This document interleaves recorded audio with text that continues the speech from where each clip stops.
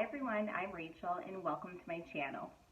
If this is your first time here, you're going to want to pause, go ahead and watch my fertility journey part 1 video so that this video makes sense. Come back and watch this video so you can follow along with my journey. If you have already watched part 1, thank you so much. And you're probably wondering, what was it that pushed you over the edge to want to create a YouTube channel in the first place? And you're about to find out what that was. As you know, I have a son, his name is Jeremy, and when I became a mother, it was a goal of mine to breastfeed for a year, okay? And I had learned that that was, what was healthiest and best for the baby, and so if I didn't have supply issues, that was what I wanted to do.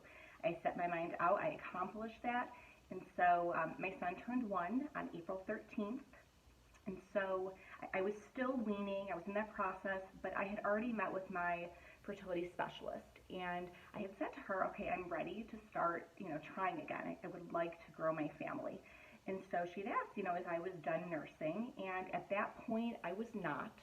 So I was trying to finish up, but she had said, really we cannot start this process until you are completely finished. And so that's actually what caused me to stop nursing altogether. My goal and my dreams to grow my family. And so then I remember it was so difficult for me the night that I stopped. My son was about 12 and a half months old, but I knew I had to stop because the next day I was being put on hormone medication. And so that was the day that I had to stop and move on with my life. And so I had to be strong, but the timing of this was very interesting because we had just been shut down because, as you know, with COVID and the pandemic that we have, elective surgeries were canceled.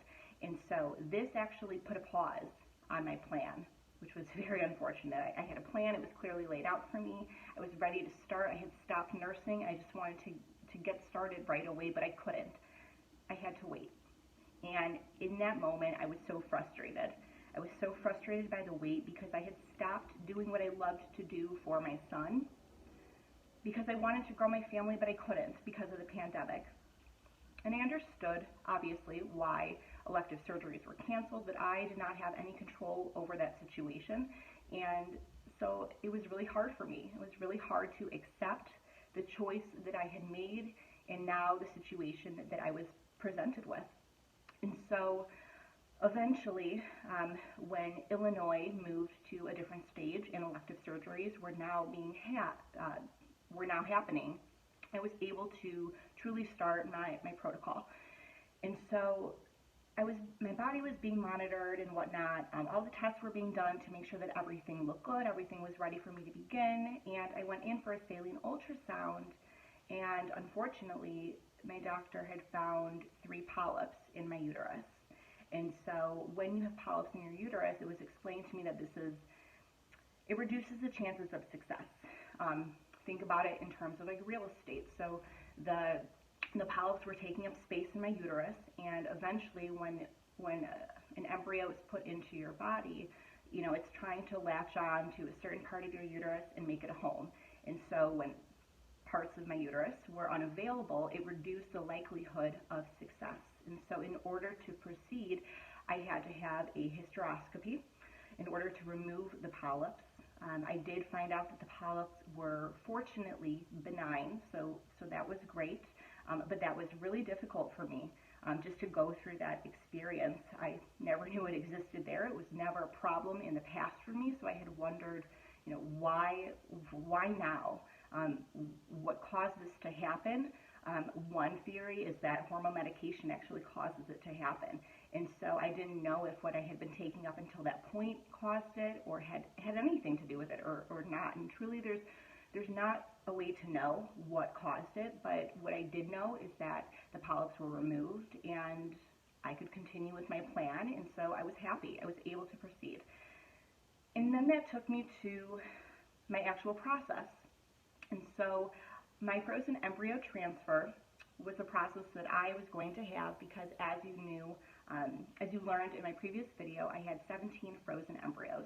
And so I did not need to repeat IVF because I had plenty of embryos, but they did need to prepare my body for the day that they would put an embryo inside of it. So there was a special process, and what I was put through was called the hormone replacement process. And so basically I was given a variety of medication. It basically entailed of 2 weeks of inducing a period. There was 24 days of Lupron, another 17 days of progesterone shots. I had in patches and endometrial and baby aspirin and estradiol. So there was all sorts of medication going on in my body, through my mouth, up through, various parts of my body, on my stomach, in my stomach. Progesterone shots were in my butt. And so there was a lot happening to me during this period of time. And it was really hard to deal with. It was not something that I had expected. I knew what the IVF journey was like, but I guess I just didn't know what the next step for me was going to be. Even though I had ordered all of my medication, I had taken all of my shots, and I was going through the steps and doing what I could, I didn't know that this process for a frozen embryo transfer was longer than the IVF process. I didn't know that. And when I got my protocol, when I got my plan, I quickly learned that, but it didn't make it any easier. It didn't make any shot, any side effect any easier in the moment. There were a lot of just nasty side effects that I encountered, lots of mood swings, fatigue, bloating. I could go on, but I felt very uncomfortable in my body, despite trying to achieve what I wanted to achieve. And so anyways, I got to the finish line. I had my frozen embryo transfer. I was very hopeful. I was very optimistic because for me, IVF worked. It worked the very first cycle. I was so fortunate for that to happen. And so in my head, I was only preparing for success. I didn't know anything different from success. And so I just expected that it would work, because why wouldn't it work?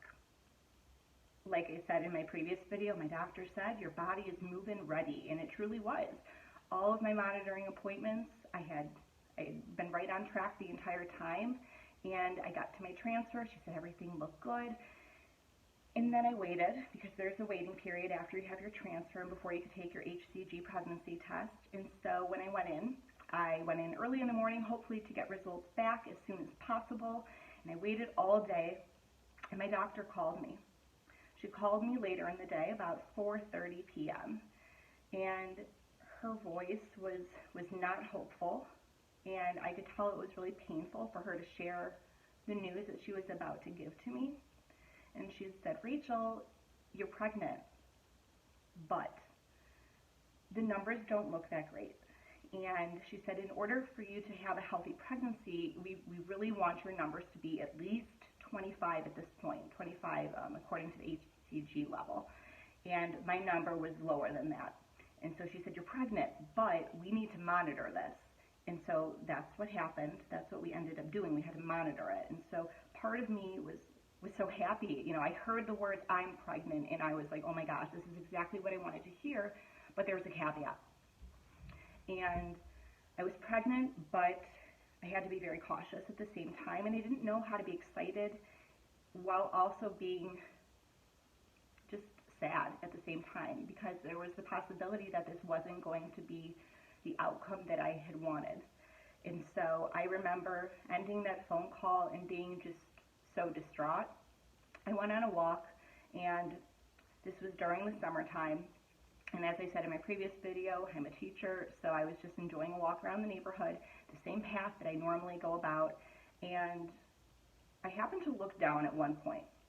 There was a little baby bird. It was just on the path, and it was a newborn, and it was crying. It was lost. There was no nest nearby. There was no other bird, and it was truly, I felt, crying for its mom. It was a struggling bird, and I looked at it. And there was nothing I could do to help it. It was really hard for me to see in that moment, like, what this bird was going through, because it was truly like what the embryo, the baby in my body, was going through at the very same moment. I was told I was pregnant, but it was not looking good. And I couldn't do anything for this baby bird, just like I couldn't do anything more than the shots that I had taken. and what I had done to prepare my body. I was not in control over the situation, and that was so hard. So I went home, and then after my next HCG test, my numbers dropped, which basically meant that I had lost the baby. After I had heard the news, I went on another walk, and I had seen the same baby bird, but it was dead. And it was a sign. It was a sign that this just wasn't meant to be. And I didn't know why. I will never know why, because in my heart, I was so ready. My husband was ready. I was ready. We were ready to expand our family, and we couldn't. And the baby was still in my body. It took a couple of days. I wasn't far enough along to the point where I needed a DNC or anything of that nature. It was just heavy, heavy bleeding for me. But with the bleeding came hope. And the hope was that my lining had been shed and I could start again. So I didn't waste any time. I jumped straight into another cycle. This time, my next cycle was different. They changed my protocol to try something different. As you know, I got pregnant with IVF, so my doctor changed from a hormone replacement cycle to what was called a stimulated cycle for frozen embryo transfer. So the medications that I was then taking were basically mimicking what happened in my body to stimulate follicles during when I had IVF, because that was a course that I was successful with. So this seemed very, very promising to me. I was successful with IVF, so why not with this stimulated cycle, right? And so the stimulated cycle was actually much quicker than the previous process, so I was very hopeful, I was excited, and I was also grieving. So I had a lot of emotions going on in my body. I didn't know how to really cope with it.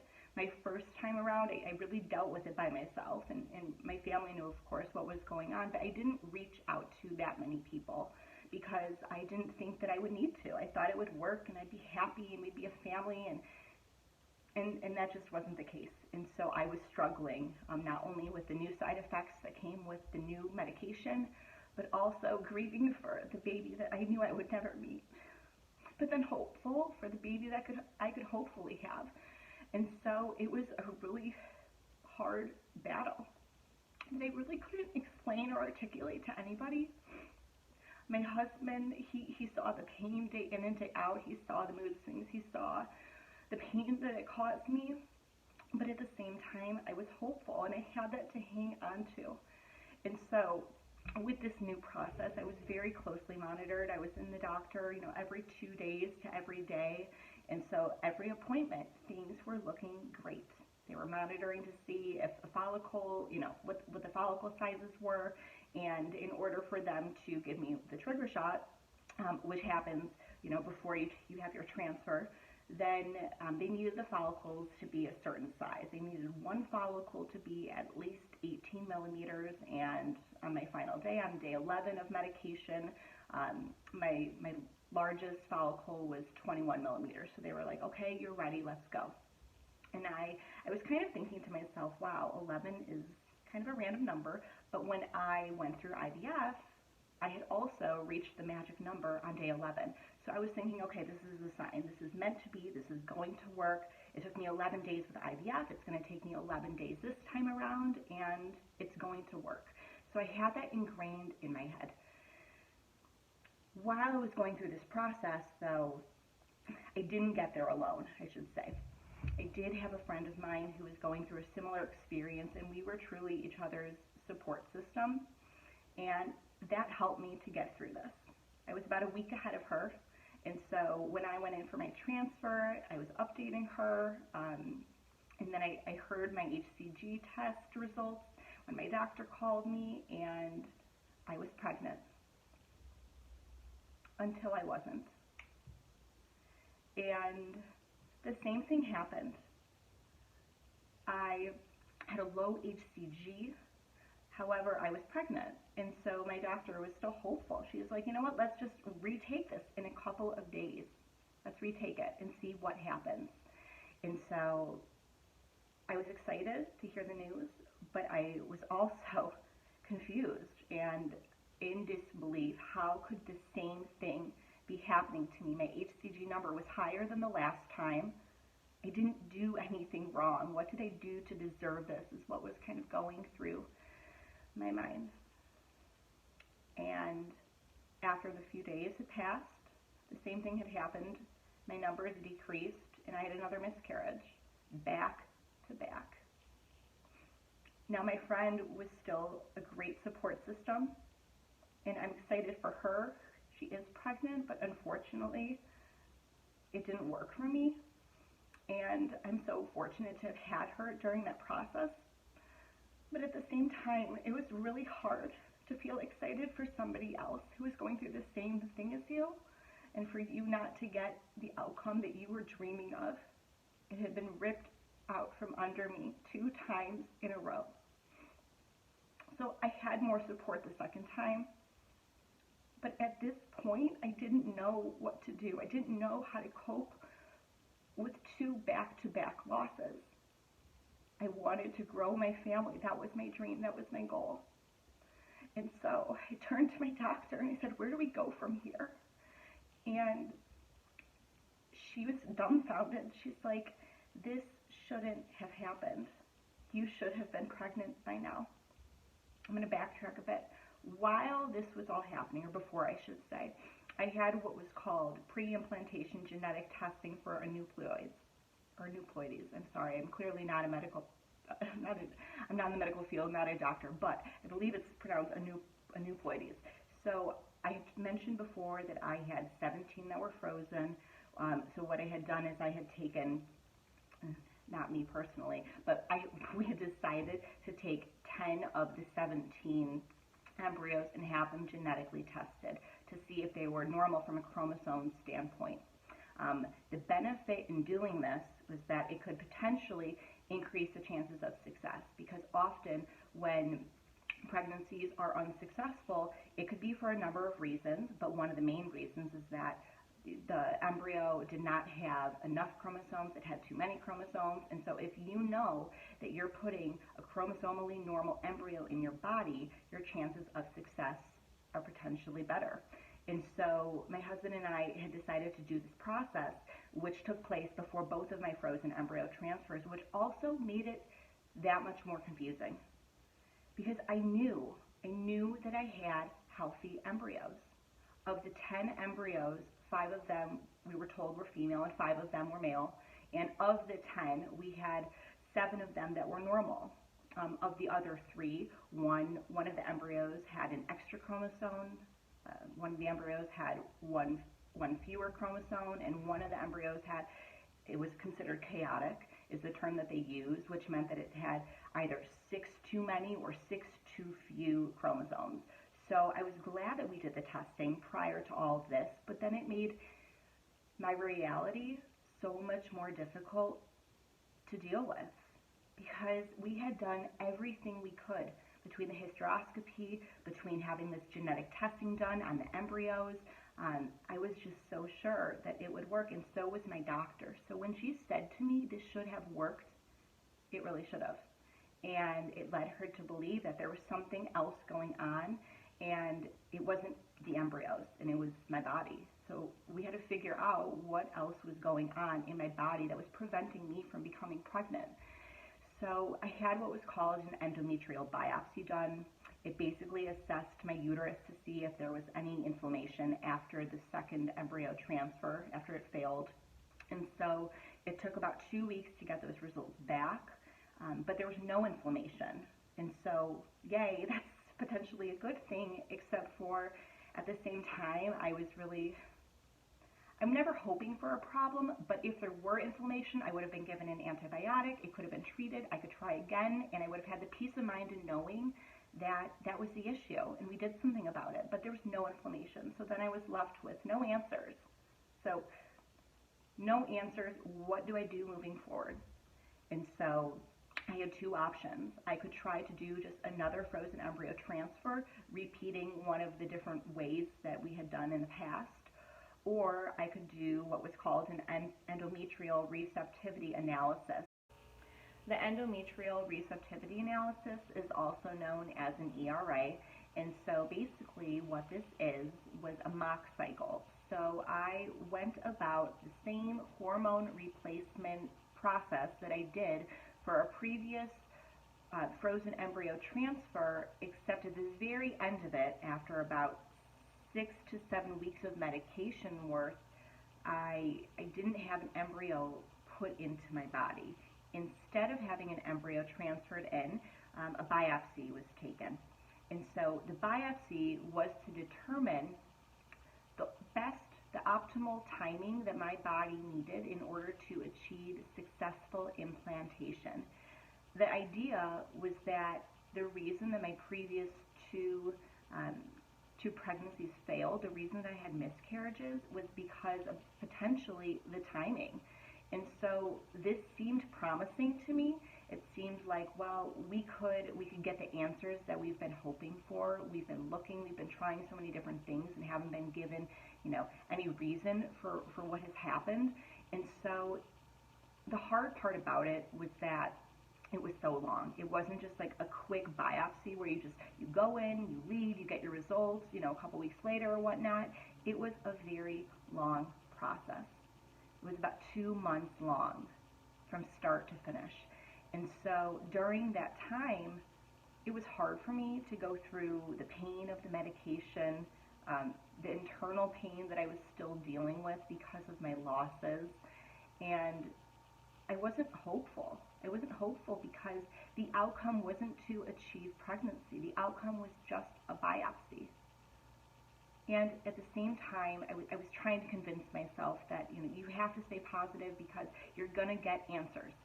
So that was the only thing that I had to hold on to, is that answers will come, I hope. Now, I had been reading about how this potentially is not successful for everybody, and so that was in the back of my mind. What if I have to repeat this whole entire process because the results were inconclusive? Fortunately, that was not the case. The ERA was what I had decided to do, and once I had gotten the results back 2 weeks after the biopsy, the results indicated that my uterus was pre-receptive. And so basically, the embryo was being put or transferred into my body a day too early. So, on one hand, I was thrilled. I'm like, we have an answer. And I've been craving an answer for all of this. But on the other hand, there's still the fear that's been ingrained in my mind after months and months of disappointment. I hoped that it would all be worth it. And I still don't know if it's going to be worth it. I would like, and I'm really trying to be hopeful about it, but it's hard. It's really, really hard. So right after I had my ERA done, I jumped into another cycle, back to back to back to back. And my cycle began. I started prepping for my third frozen embryo transfer through the hormone replacement cycle. And I was a mix of emotions. I was excited because I had an answer that I had been hoping for. I was anxious because I didn't know, and I still don't know what is going to come from all of this. But I'm also very skeptical. I'm skeptical about the outcome because it is so unknown, which takes me to where I am today. I'm waiting.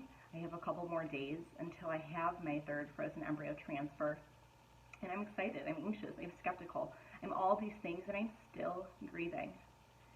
I found it most difficult because I didn't have a support system with me this time around. I had met people who had, some experience with infertility, but nobody could relate to what I was going through. Nobody could relate to the journey that I had to deal with and the obstacles that I had to overcome and the failure after biopsy to get to a place where I still don't know, and I'm still waiting. And it's been really hard for me.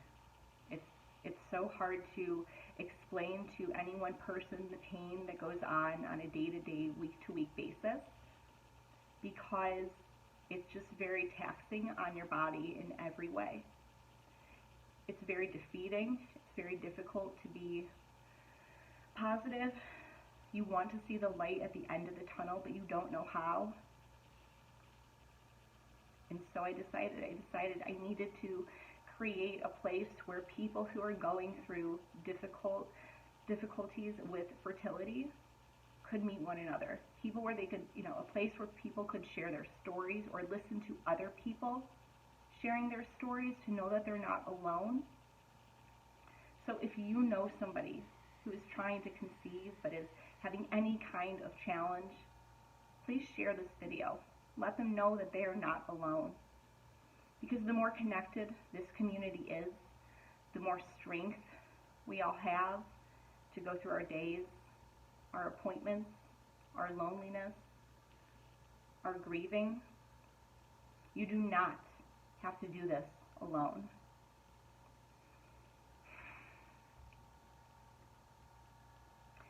Please subscribe to my channel if you haven't already. In my next video, I'm going to share about how to cope with infertility and how to cope with having multiple miscarriages. Thanks for watching.